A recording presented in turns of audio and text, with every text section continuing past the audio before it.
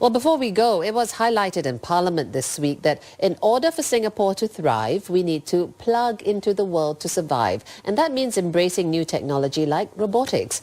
As Singapore grapples with its aging population, having a live-in, lifelike humanoid to care and converse with the elderly could become the new norm. Our Ateli Edwards spoke to the creator of one such new-age robot called Nadine to find out when this could become a reality.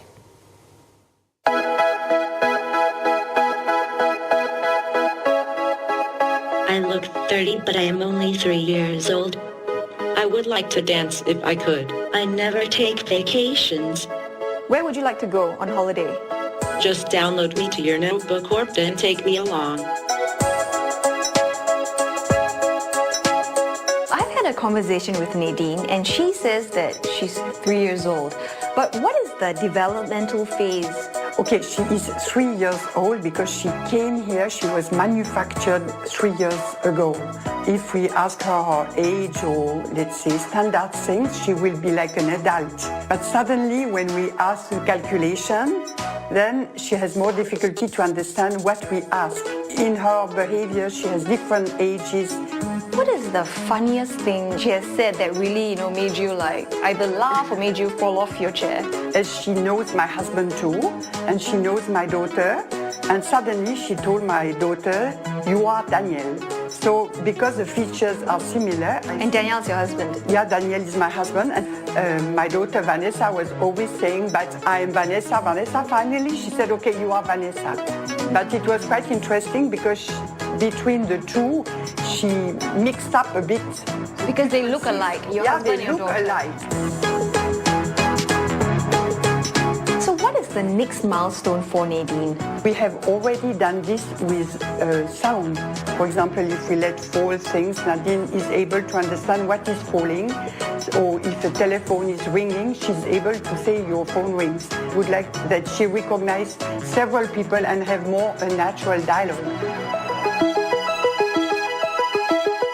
Now, a recent survey found that Singaporeans are more likely to die earlier living alone than those living with a companion. So is it hoped that somebody like Nadine can provide companionship to these old people? For sure.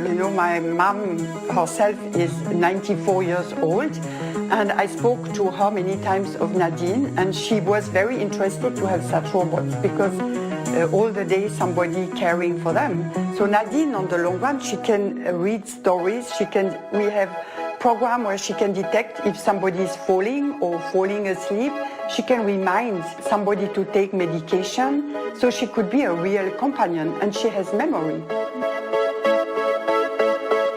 What about the ethical aspects of developing a robot, having a relationship with humans? We have one PhD student here. He works with psychologists where we can model mood, personality, and emotion. So, for example, if we would like to have somebody neurotic, we can set up Nadine in a way that she is immediately bad-tempered. On the contrary, we can set up her in a very positive way. So all these models are taken from psychologists. Developing childlike robots for people who cannot have kids. What is your stand on that? I prefer the real one. These kind of robots that can help you if you have special needs. Professional, extremely gentle companion is how I see these robots. Otherwise, in private life, I make a very big difference. When will Nadine finally be accessible to the public?